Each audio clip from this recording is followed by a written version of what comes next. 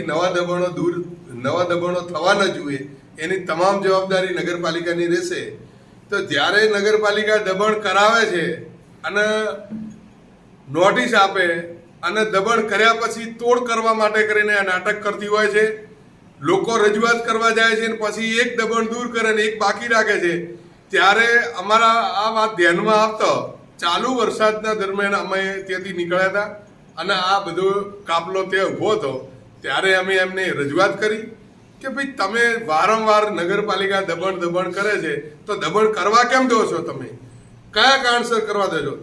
દબાણ શાખાનો કર્મચારી જે અત્યારે ફરજ બજાવે છે એના પરિવારની 20 દુકાનો છે. જો અત્યારે સરકાર અને નગરપાલિકા જો આ બાબતે જો કરવા માંગતી હોય તો અમે સાથે આવીને બતાડવા તૈયાર છીએ.